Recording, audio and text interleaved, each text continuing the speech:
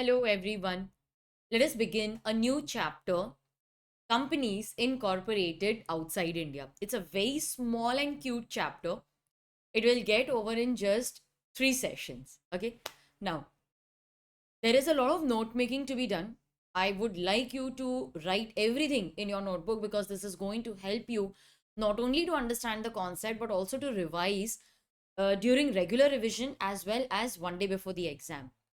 We are going to study this in a very simple and easy manner. Very relatable examples will be discussed with you in the class. So you will feel that, ma'am, this is such an amazing chapter. It is so relatable. It is so connected with whatever we are seeing around. So it's a very practical chapter. It's a very it's a chapter which we can relate to the economy or the things businesses happening around us. So let us discuss this chapter with an open mind and let's make it our favorite chapter of the Companies Act. Yes, all right. So let us discuss companies incorporated outside India. Now, why are we studying this? These are companies which are incorporated outside India. So why are we even discussing these concepts? They are incorporated outside India. What? Why are we even studying this in our Companies Act? Even though these companies are incorporated outside India, they are having a place of business in India. See, if you're doing business in India, if you're earning money from India, then you will have to follow the Indian Companies Act. See, you are a company which is although incorporated outside India, but having a place of business in India, you're earning from India using the Indian resources, then the Companies Act will apply. The provisions, the rules of the Companies Act will apply. So in this chapter, we are going to study about those companies which are although incorporated outside India, but they are having a place of business in India. So they need to follow the Companies Act. Now there are many such companies.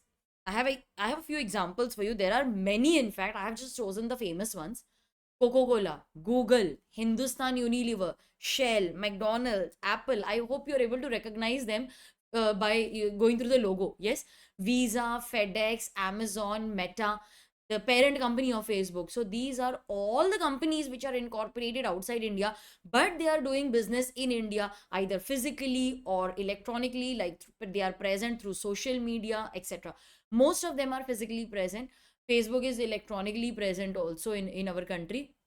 So these are those companies which are although incorporated outside India, but because they are having a place of business in India, the Indian Companies Act will apply. So of the Indian Chapter 20 of the Companies Act 2013 will apply to these companies. So the provisions contained in Chapter 22, okay, so this is the chapter which contains the provisions applicable to such companies. Now, these companies are also known as foreign companies. Do you remember we had studied this when we were studying types of companies? Now, before I discuss the section numbers and how to remember the section numbers, let's first understand a few basic points related to this concept. Now, you can write along with me or you can wait for me to finish and then copy. A company is nothing but an incorporated body. Yes, it is nothing but an incorporated body. So it is an association which has to be registered. You have to incorporate it, you have to form it. Incorporation is like birth of the company. So a company is nothing but an incorporated body. Now, this company may be either incorporated in India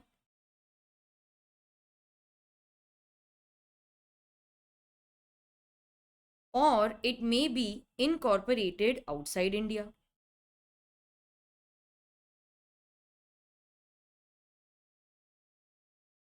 Okay, so the company may be either incorporated in India or it may be incorporated outside India. Now, if the company is incorporated in India and it is also having a registered office in India, then we had studied that this is a domestic company. My question is, will the Companies Act 2013 apply to this company? Yes, the Companies Act does apply. Okay, it is a company incorporated in India. It is having a registered office in India. So the Companies Act does apply. What about the companies incorporated outside India? Now, there are two scenarios which can arise. The company is incorporated outside India and it is having a place of business also outside India. It means it has nothing to do in India. It is incorporated outside India. It is having place of business also outside India. Will the Companies Act apply to this company? No, our Indian Companies Act will not apply because it is not present at all in India. Now there are so many local companies. Let's say there is a Korean company. It is incorporated outside India. It is having a place of business also outside India. If it has nothing to do in India, then the Indian Companies Act will not apply. For us, it will be simply a body corporate. Okay, it is a body corporate for us. See, body corporate is a very wide term. It includes the companies incorporated in India as well as outside India. So for us, it is just a body corporate. It is having separate legal entity. This is not a company as per Section 2, Clause 20 of the Companies Act. So yes, it is a body corporate, but it is not a company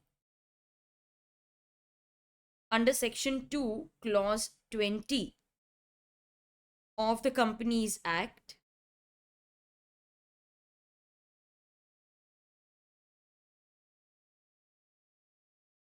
The Companies Act 2013 does not apply.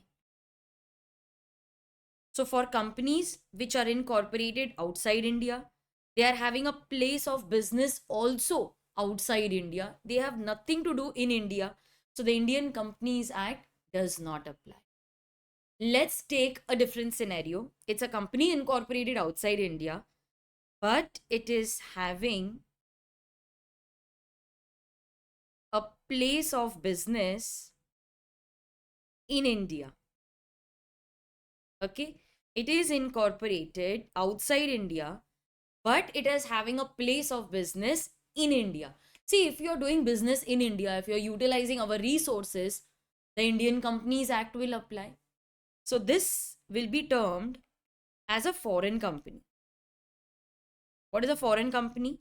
We had studied foreign company means a company which is incorporated outside India, but it is having a place of business in India. So this is a foreign company. If you're doing business in India, then the Indian Companies Act will apply. So it is a foreign company. Chapter 22 of the Companies Act 2013 shall apply. Okay, so chapter 22 of the Companies Act shall apply. All right. You can write this in your notebook. Let's do a quick recap. This is a company incorporated in India. It is having a place of business in India. It is a domestic company. Companies Act applies. You are a company incorporated outside India, not having a place of business in India. So the Companies Act does not apply. You are a company incorporated outside India, but you are having a place of business in India. Then Chapter 22 of the Companies Act will apply. Okay. So this is something about the introduction of what we are going to study. So there are many such companies which are incorporated outside India, but they are having place of business in India. So we need to apply the Companies Act. So we have prepared a separate chapter for them. We have separate provisions. Now, the main question arises, how can these foreign companies set up business in India? So what are the different modes? What are the different ways in which they set up business in India? Now, there may be a foreign company establishing a subsidiary company in India. So, instead of having a small branch office or a liaison office, we have decided to have a proper subsidiary company in India. So these foreign companies, they have subsidiaries in India. Now, these subsidiaries which are in India, they are incorporated in India. They have a registered office in India. So for us, this is like any other company incorporated in India. See, if the classification into domestic and foreign company is dependent upon the place of incorporation. So if you're incorporated in India, you're having a place of business in India, you're a domestic company. So this subsidiary, okay, this subsidiary is incorporated in India. It is a domestic company. It is just like any other Indian company. Will the Companies Act apply? Yes, the Companies Act will apply. All the provisions of a company, the normal provisions, not this chapter 22, normal provisions will apply to this subsidiary company. And yes, this foreign company will be governed under chapter 22. Okay, so this subsidiary company will be considered just like any other company, and all the regular provisions of the Companies Act 2013 shall apply. BMW, I know you want examples. So BMW Indian Financial Services Private Limited. This is a subsidiary in India of BMW. Citibank India, Nestle India, these are all subsidiaries of foreign companies. Registration is governed by the Companies Act 2013. This subsidiary is required to adhere, they are required to follow all the regulations and compliance requirements of the Companies Act 2013. So they will follow, they will adhere to all the requirements, okay? All the regulations and compliance requirements of the Companies Act. This is just like any other regular Indian company. This is considered as an independent entity, distinct. It's a entity distinct from the parent company. So can I say that because this is a proper company incorporated in India, it has a separate legal status, it has an identity of its own, it is separate from the holding company. Okay, so yes, this company has a place of business in India, and that is through a subsidiary company. This subsidiary company is, however, considered as a separate legal entity in the eyes of law. Because it is incorporated in India, it will comply with all the requirements of the Companies Act. If you want, you can copy this. Although this will not be asked in the exam, but all these concepts are mentioned in the act, so they will help you to understand the act better. So if you want, you can just pause the video and copy this. All right, done. Next. Okay, let us continue. A foreign company may also have a liaison office in India. Now, what is the importance, or what is the work of a liaison office? See, let's say I want to construct the sea link. Okay, it is for the first time that we are constructing a sea link in Mumbai, and it is the longest sea link. We, as of now, maybe we did not have the technology, so we contacted foreign corporations. Now, how will I know which foreign corporation will help me in this purpose? There are so many foreign corporations in the world. I don't know which one is suitable for us, and I don't know which one can I trust, whether they will be able to fulfill my requirements or not. So these foreign companies, they want to help us, but because there is no bridge, okay, we don't know, they don't know our requirement, and we don't know who is suitable and who will fulfill our requirements. So these foreign corporations, they prefer setting up a liaison office in India. Basically, this liaison office will help to market the services, the products of these foreign companies. So let's say there is a construction company. It has set up a liaison office in India. Now we are searching on the net that I want to, tie up, or I want I want technical expertise in India, somebody who will guide me on how to construct the ceiling. And this liaison office, because it is doing business in India, they had sponsored, it was shown in Google. We contacted them. They said, yes, our office is in Mumbai. Please come visit us, and then we will take the discussion forward. So we visited them, and yes, they were able to fulfill our requirements, and they got the contract for the technical assistance in construction of the ceiling. So when these foreign companies have such kind of presence in India, don't you think only then these Indian companies will help, they will be in a position to gain the help of such foreign companies or foreign expertise? What if nothing is present in India? So how will I search? How will I know whether they are suitable for me or not? There is no trust factor. So setting up a liaison office is basically a marketing channel providing information about the parent company, the products to potential clients in India. So this serves basically as a marketing channel, and also it establishes a lot of trust. When these companies are present through their license office in India, when you have a physical place, no, then it is better to, it is easier to trust. Like, yes, I agree, nowadays many people buy things online, but the physical stores are still having a lot of business. Why? Because many a times we don't know what product we will get virtually. If I want to order, let's say, diyas, okay, I don't know the size, I don't know the quality, I don't know whether the thick material will be thick or thin. But when I go to the shop, I can see, I can feel, I know what I am buying. So for certain people, having a physical presence gives a lot of comfort. It helps them to take decision. It helps them to enter into contract. Like, I am a person who prefers going to the shop, seeing and buying, because I don't know how to choose online. I get very confused because there are so many products. So I prefer going to the shop and seeing and buying. And yes, if I'm happy with some online thing, I feel no, no, the quality is good, the reviews are good.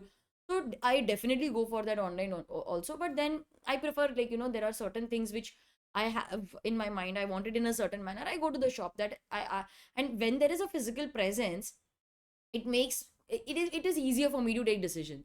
So in the same manner, when there is physical presence in India, it establishes a lot of trust. And also, if you have any doubts, if you want to discuss something, so there is a person who's ready to attend to us. We place our requirements. He's there to satisfy. He's ready to answer. So this helps to establish a good relation. It also helps us to enter into contract with them. So this serves as a marketing channel providing information about the parent company and its product to potential Indian companies, Indian clients. This serves as a communication bridge between the parent company and the Indian business entity. So the parent company is a company incorporated outside India. It is present in India through a liaison office. So it will help to establish a contract between the parent company and the Indian clients. Liaison office helps to explore potential business opportunities in India by gathering important information. Do you really think that they wait for Indian entities to come and ask for their services? No, they are also very proactive. They advertise their services through various channels, sponsorship, etc.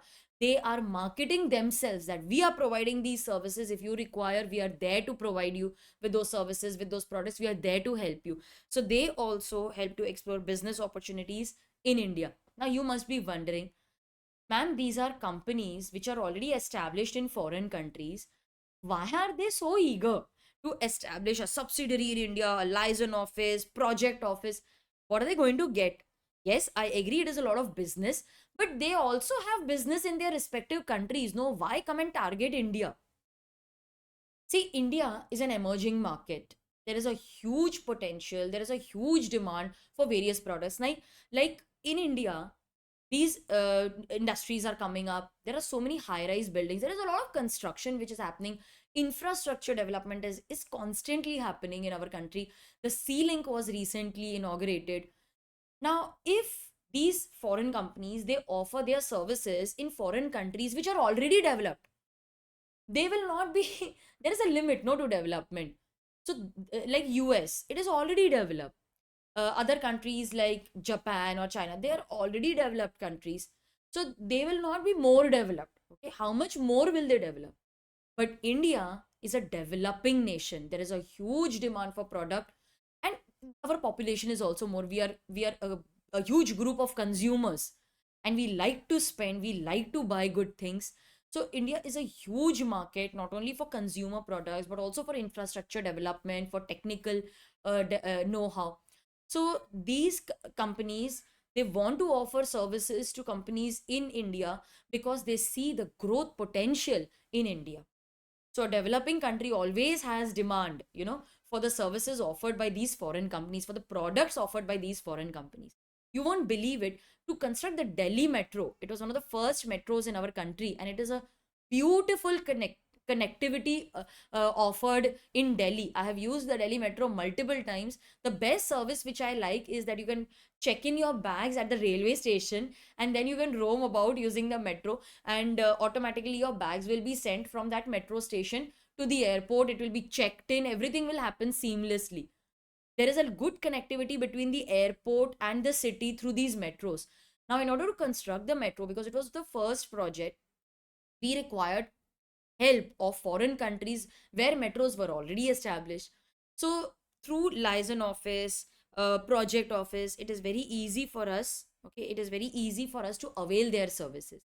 And because we are an emerging market, they also have a good scope for doing business in our country. That is why they are so eager to establish this presence in India.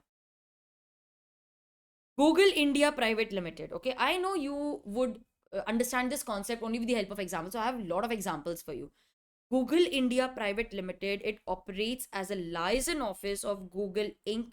in India. So Google Inc., that is in the parent company, it has a liaison office in the name of Google India Private Limited in India.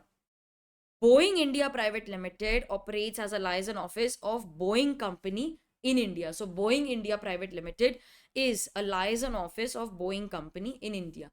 So Boeing Company is the parent company. It is incorporated outside India. It is present in India through a liaison office in the name of Boeing India Private Limited. The word India is added because they have such kind of offices at many places in the world. So in order to identify the place, okay, so they add the name of the country.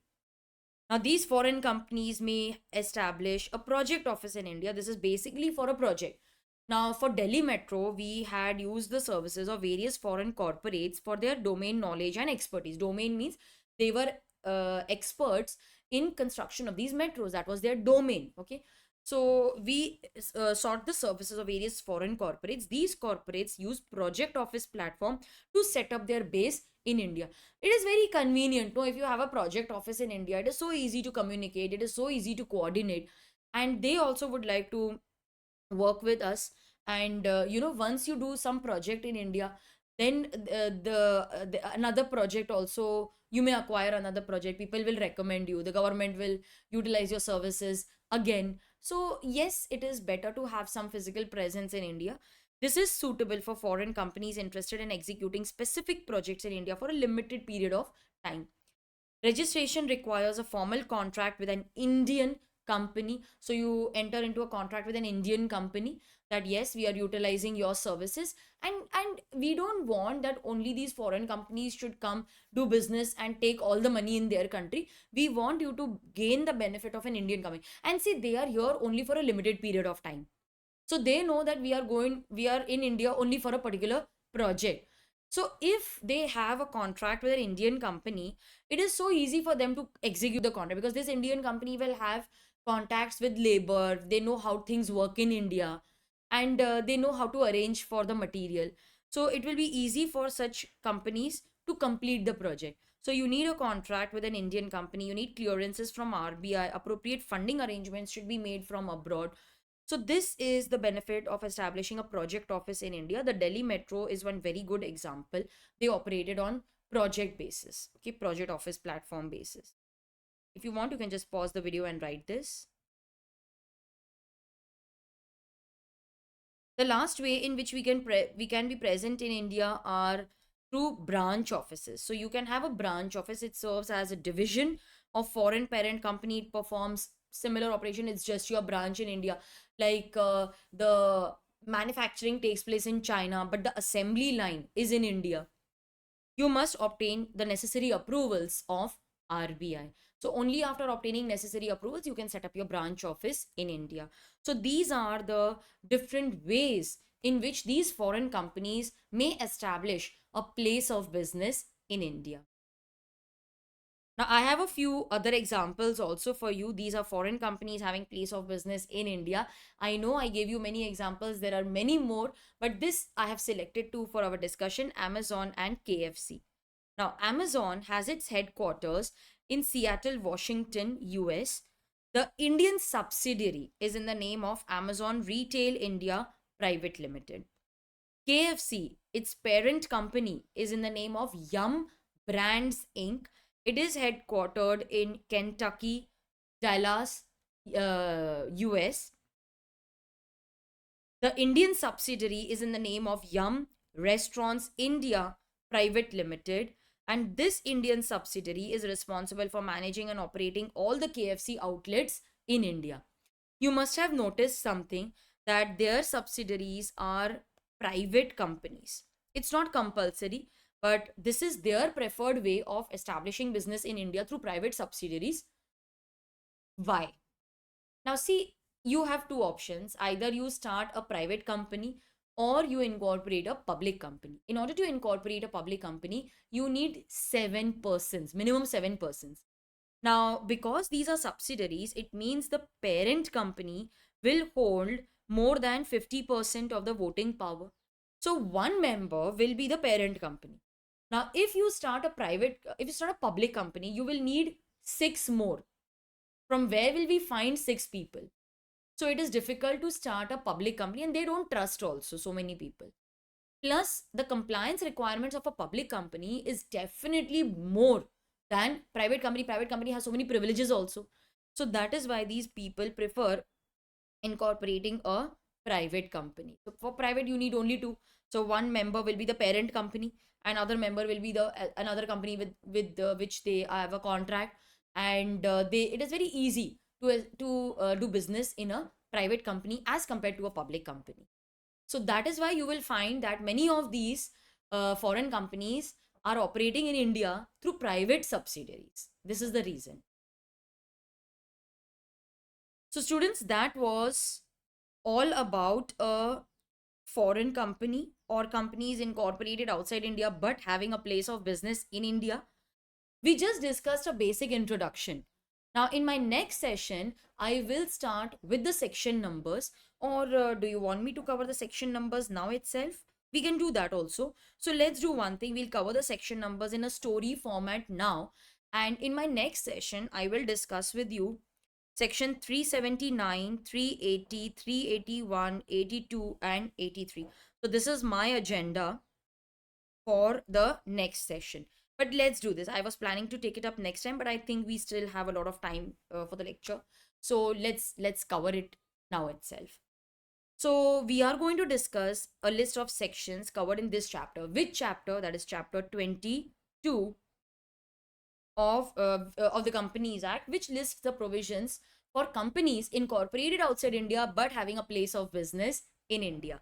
So section 379, section 393A is covered in this chapter. So section, you need to remember all the section numbers. Section 393A. Okay, so we are going to discuss this in a story format. I will help you to remember most of the section numbers, in fact all. So let's get started. Section 379, you have to remember from where it starts. 379. So yes, you are a company incorporated outside India, but you want to establish a place of business in India. Then you also need to know the application of this act to foreign companies. Okay, so if you are doing business in India, then for that business, the Indian Companies Act will apply. So you need to first be aware of the application of this act to foreign companies. See, if you want to establish business in India, there are certain documents which you will have to deliver to the registrar. You are a company, so obviously the documents will be submitted to the registrar. So there are certain documents which you need to serve to the ROC. See, if you are doing business in India, you will have to maintain accounts. You will also have to get it audited. See, if you're doing business, we need proper accounting. You will be subject to taxation. You will have to prepare financial statements. So, if you're doing business in India, you need to prepare proper accounts and you need to also get them audited. How will people know that you are a foreign company unless you don't properly display your name? So, display of name, etc., of a foreign company. See, if we want to communicate with you, now you are doing business in India. What if we want to communicate with you? So, where and how should we service these documents? That is mentioned in section 383. Let us do a quick recap. You want to do business in India? So, first understand the application of this act. See, if you want to do business in India, you will have to submit the necessary documents to the ROC. If you're doing business, you need to prepare proper accounts and also get them audited. How will people know that you are a foreign company? You have to display that properly in your name. If we want to communicate with you, so where should we do it? How should we do it? That is given in section 383, service on foreign company. So this is one part which I have chosen. Okay. See, don't feel scared. Don't feel scared. Daro mat. Daro mat. Don't feel scared. Daro mat. Bindas business karo. Okay? Don't feel scared. You can do business in India very easily. Daro, D, debentures. A, annual return. R, registration of charges. O, books of accounts. So these companies, we have provisions for debentures, annual return, filing of annual return, registration of charges, maintenance of books of accounts and their inspection. Daro mat. आराम से business करो, बिंदास business करो. See, if you're doing business in India now, you need to be ready with some fees. I hope you understood. You have to pay certain fees for registering of document. Nothing happens for free in India. And along with this fees, you need to give some chai pani also. You didn't understand what I meant. All right, we will also provide you with interpretation. Okay, so we will also provide you with interpretation. Now you are a company in India. You're saying that, okay, everybody knows us. We are very famous. We want to raise money from India. Our Indian subsidiary will raise money from India. Indians also want to invest in foreign companies. So साथ साथ, अरे लगे हाथ साथ साथ. Let us issue a prospectus. So this will also give us the provisions for issuing a prospectus, dating of the prospectus. Now see, people will not trust you. They don't know you. You are coming from foreign country. If you want to gain their trust, then you take an expert's opinion. If the expert praises you, hey, this company is the best, you should buy the shares of this company, if that is mentioned. So the expert's opinion is very important. Then you can go for allotment. See, don't forget the ROC. Huh? In our country, ROC is at the top. They want to know everything of what is happening in your company. So registration of the prospectus with the ROC.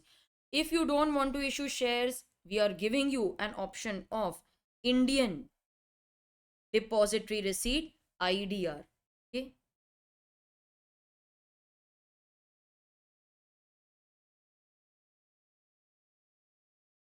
IDR.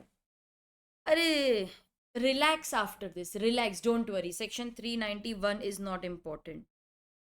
Relax. Don't think too much about all this. If you fail to comply with the provisions, then you will be subject to penalty. In India, you need to follow all the provisions, otherwise there is penalty. See, even if you fail, don't worry, the contracts which you have already entered, the validity of those contracts will not be affected. Oh my god, so many provisions to be followed just to do simple business in India. Please, can you offer us certain exemptions? So those exemptions are given under this chapter in section 393 capital A, introduced through an amendment. So let us go through the list once again. You want to do business in India? Then you need to know the application of this act to your company. You need to submit certain documents to the registrar. You want to start and do business in India, you're a company, you need to submit the documents. If you are doing business, then you need to maintain accounts and also get them audited. How will we know that you are a foreign company? So you also need to display your name properly. How will we know where and how to serve the documents, how to communicate? So those provisions are provided. Don't feel scared. Daro mat. Debenture, annual return, registration of charges, books of accounts. You need to pay certain fees, huh? You didn't understand? We'll teach you the interpretation. If you want to raise money in India, you need to issue a prospectus, get an expert's opinion. People will trust you then.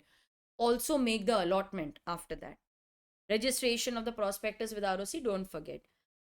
If you don't want to offer shares, go for IDRs and then relax. Relax. There is punishment for contravention, but even though you fail to comply, it will not affect the validity of the contracts which have already been entered. See, we are not very strict country. We will offer you certain exemptions. Don't worry. So there are certain exemptions offered under this chapter. So this is a small story which will help you to remember the section, the list of section numbers. There are certain rules also which we are going to discuss. There is a logic in which you can remember them. Rule 4, 5, 6. These are the important ones which I have listed, important for exam.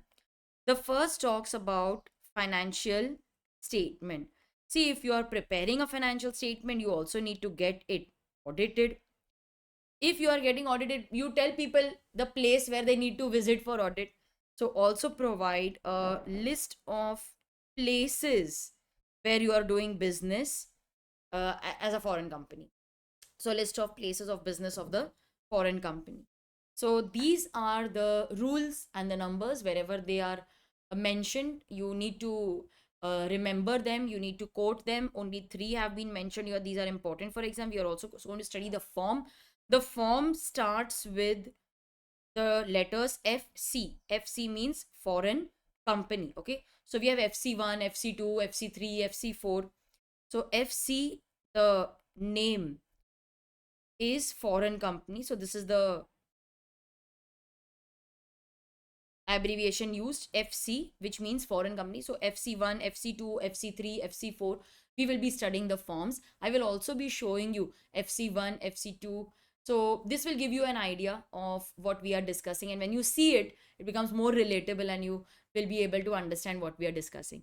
So students, this was companies incorporated outside India, just a small introduction. In my next session, I will discuss with you section 379 to section 383. So I'll see you there.